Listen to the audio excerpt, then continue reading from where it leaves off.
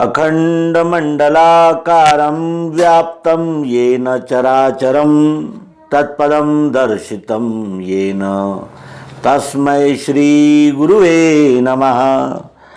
अज्ञानान्धस्य लोकस्य ज्ञानाञ्जनशलाकया चक्षुरुन्मीलितं येन तस्मै श्री गुरुवे नमः। अध्यात्म विश्व विज्ञान यूट्यूब चैनल पर प्रश्न मंजूषा में हम सब उपस्थित हैं और इस अंक में सर्वांग योग से संबंधित प्रश्न हमारे प्रिय मित्र श्री मुरारी साहू छत्तीसगढ़ इनका है। ये पूछते हैं कि तीसरे अध्याय में सर्वांग योग के तीसरे अध्याय के प्रारंभ में सद्गुरु भगवान श्री मायानंद जी चैतन्य सर्वांग योग का स्पष्टीकरण कहते हुए कहते हैं कि इसे यानी चौथे अध्याय में तीसरे अध्याय में उन्होंने सर्वांग योग को स्पष्ट कर दिया। वो क्या था? स्वरूप वस्तु का देखो देखा सोक्षर जानना, भरी है मध्य में इसके अक्षर ब्रह्म मिठास वो, नाम शक्कर जो है वो पुरुषोत्तम भाव है, प्रेम का ये निज स्थान ध्यान के हेतु से कहा, यथार्थ बोध होने को निज मूल स्वरूप का, वस्तु में त्रिपुटी देखी कल्पना से स्वभाव ने, इंद्रियों से दिखता है अक्षर सोतत है कहा, त्वम से अक्षर को जाना असी निश्चय नाम है, अक्षर में अंग है 8 अक्षर एक अरूप है, जहाँ है भावना दोनों लय का स्थान वस्तु सो। सद्गुरु स्थान दर्शन योग नामक सर्वांग योग के तीसरे अध्याय में सद्गुरु भगवान श्री मायानंद जी चैतन्य इन्होंने संक्षेप में सर्वांग योग को पूरी तरह समझा दिया, लेकिन वो इतना संक्षिप्त है कि सामान्य बुद्धिमत्ता के जो हम जैसे लोग हैं इनको उसका बोध नहीं हो सकता। और इसीलिए स्वरूप वस्तु का क्या है, भरी है मध्य में इसके वो मिठास क्या है और इन दोनों का लय कैसे होता है, इसके विषय में सद्गुरु भगवान ने चौथे अध्याय से विस्तार से समझाया। और मुमुक्षु का प्रश्न क्या था कि मैंने श्रुति स्मृति शास्त्र पुराण आदि है पढ़े, यथा विधान कर्मों को उनके करके रखा, तो भी चंचलता मेरे मन की मिटती नहीं, समाधान नहीं स्थायी, वो कैसे मुझको मिले? क्यों ऐसा? क्यों कह रहा था वो ऐसा? क्योंकि वो कह रहा है कि कहे तत्श्रुति वो क्या है, क्या है त्वम, रहता कहाँ, असी कहा जिसे वो क्या ध्यान में बैठता नहीं।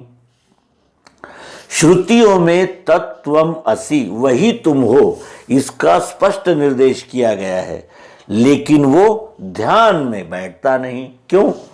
क्योंकि वो जितना भी वेद उपनिषद आरण्यके दर्शन शास्त्र अनेक मतों के अनेक ग्रंथ पंथ मत ये सब कुछ उसी एक सत्य की ओर बढ़ने के क्रमशः सोपान है, स्टेप्स है, लेकिन वो ध्यान में नहीं बैठते क्योंकि वो शब्दों में है। और यहाँ भी तीसरे अध्याय में सद्गुरु भगवान श्री मायानंद चैतन्य जी ने शब्दों में संपूर्ण बोध दे दिया। स्वरूप वस्तु का देखो देखा सोक्षर जानना, भरी है मध्य में इसके अक्षर ब्रह्म मिठास वो, नाम शक्कर जो है वो पुरुषोत्तम भाव है। ये तो त्रिपुटी यहाँ स्पष्ट कर दी, लेकिन वो जानते थे कि इतना संक्षिप्त रीति से ये उपदेश उस मुमुक्षु के ध्यान में नहीं बैठेगा, क्योंकि ये अभी भी शब्द ही है। और इसीलिए सद्गुरु भगवान ने चौथे अध्याय से प्रत्यक्ष प्रयोग के द्वारा मुमुक्षु को तत्व दर्शन कराया है, प्रायोगिक पद्धति से, यथार्थ रीति से, वे कहते हैं कि जो तीसरे अध्याय में मैंने समझाया वही अब ये ध्यान में बैठाने के लिए क्रमशः व्यवस्थित और यानी जिसे कहते हैं कि स्टेप बाय स्टेप जैसा मैं समझाऊंगा वैसा यदि आप समझेंगे तो ये आपके ध्यान में संपूर्णतया बैठ जाएगा। इसीलिए ध्यान में बिठाने के लिए सद्गुरु यहाँ कहते हैं कि अब ये ध्यान में बैठे संपूर्ण, जो तीसरे अध्याय में मैंने संपूर्ण सर्वांग योग संक्षेप में बता दिया है, वो ध्यान में संपूर्णतः बैठने के लिए इस हेतु से अर्थ है इस उद्देश्य से मुमुक्षु के ध्यान में संपूर्ण बैठना चाहिए। इस उद्देश्य से सर्वप्रथम क्षर का भाव देखना चाहिए। यहाँ से चौथे अध्याय से सर्वप्रथम सद्गुरु ने क्षर का भाव बताया। इसमें यह बताया कि क्षर में 8 अंग होते हैं, वो भिन्न भिन्न प्रकार के होते हैं और ये सतत रूपांतर पाते ही रहते हैं। कैसे? तो अपनी आंखों से देखो, दिखता है पदार्थ ये, वह ऐसे ही विश्व में सारे रूप का दिखना भरा। ये आँख, कान, नाक, त्वचा, जीभ, इनसे शब्द, स्पर्श, रूप, रस, गंध का अनुभव संपूर्ण विश्व में आता है और जैसा रूप अब है वैसा कुछ देर बाद नहीं रहता, क्योंकि ये सतत रूपांतरण होते ही रहते हैं। शब्द, स्पर्श, रूप, रस, गंध ये सतत रूपांतरण होते ही रहते हैं, घूमते ही रहते हैं और ये अब जैसा है तब थोड़ी देर बाद वैसा नहीं रहता। उसके अनंतर 5वें अध्याय में उन्होंने 3 गुणों के विषय में प्रत्यक्ष बोध दिया। कहा घी के साथ मिला देखो वस्तु में गुण सत्व है। प्रयोग के लिए ली हुई शक्कर जो अपने सामने रखने के लिए सद्गुरु ने कहा था बताशा, उस पर प्रयोग करके वे बताते हैं कि इसी बताशे को पीस करके घी के साथ सेवन करके देखो तो सत्वगुण का अनुभव आएगा, जल के साथ मिलाकर पियोगे तो रजोगुण का अनुभव आएगा और नीरा ही चबाने की कोशिश करोगे, नीरा चबाओगे तो तमोगुण का अनुभव आएगा। ये सब चौथे अध्याय से 7वें अध्याय तक मुमुक्षु के ध्यान में बैठाने के लिए वही तुम हो, तुम वही हो। ध्यान में बैठाने के उद्देश्य से, हेतु से का अर्थ है उद्देश्य से, ध्यान में बिठाने के उद्देश्य से सद्गुरु भगवान चौथे अध्याय से 7वें अध्याय तक मुमुक्षु को क्रमशः तत्व दर्शन कराते हैं। सर्वप्रथम क्षर का अनुभव, फिर अक्षर का अनुभव, और ये दोनों भाव जिस भाव में लय होते हैं वो पुरुषोत्तम भाव, नाम, इन त्रिपुटियों के द्वारा इस विश्वरूप परमात्मा का रहस्य सद्गुरु खोल कर दिखाते हैं। क्यों? क्योंकि ध्यान में बैठता नहीं, मुमुक्षु के ध्यान में बिठाने के लिए ही चौथे अध्याय से 7वें अध्याय तक सद्गुरु भगवान ने सर्वांग योग को विस्तार दिया है। तो श्री मुरारी साहू जी का प्रश्न था कि अब ये ध्यान में बैठे संपूर्ण इस हेतु से, तो हेतु से का क्या तात्पर्य है?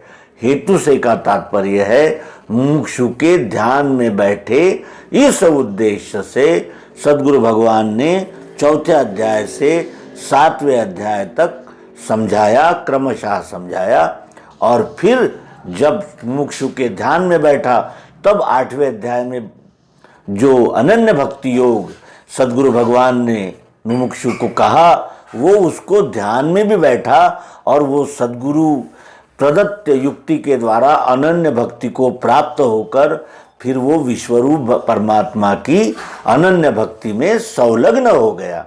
ये उस ध्यान के हेतु का तात्पर्य है, इसका फलश्रुति है। और इस प्रकार सर्वांग योग की जो तीसरे अध्याय की जो यानी बात थी, तीसरे अध्याय में जो कहा हुआ स्पष्टीकरण था, उसको और विस्तार से सद्गुरु ने चौथे अध्याय से समझाना शुरू किया। और इसीलिए इस अध्याय का प्रारंभ है, अब ये ध्यान में बैठे संपूर्ण ध्यान में बैठना चाहिए, क्योंकि जिसके समझ में जितना आया उतना तो सभी मत पंथ संप्रदाय ग्रंथ बता ही रहे हैं, लेकिन वो संपूर्ण का खुलासा नहीं करते। कोई क्षर में है लटके हैं, कोई अक्षर को ही पूर्ण मानते हैं, और ये सगुण साकार निर्गुण निराकार के विवाद में ही ये सारी मानवता पड़ी है। उनको पुरुषोत्तम भाव का ध्यान ही नहीं है, और इसीलिए सद्गुरु भगवान मुमुक्षु से कहते हैं कि अब ये ध्यान में बैठे संपूर्ण। इस हेतु से फिर क्षर अक्षर पुरुषोत्तम के द्वारा सद्गुरु भगवान ने इस विश्वरूप परमात्मा को जानने समझने की युक्ति प्रस्तुत की है। सर्वांग योग से आए हुए इस प्रश्न का हम हार्दिक स्वागत करते हैं और अपेक्षा करते हैं कि हमारे अन्य मित्र भी सर्वांग योग का इसी तरह क्रमशः व्यवस्थित अध्ययन करेंगे और हम सब उस विश्वरूप परमात्मा को जानकर विश्वरूप परमात्मा में ही लय को प्राप्त करेंगे, जिससे हमारे सभी पाप संताप शंका संदेह इनका निर्मूलन हो जाएगा और हम भी जानत तुम ही होई जाई इस संपूर्ण अनुभव में अपना लय प्राप्त कर सकेंगे। तो आशा है श्री मुरारी साहू छत्तीसगढ़ इनका समाधान हुआ होगा। धन्यवाद। नर्मदे।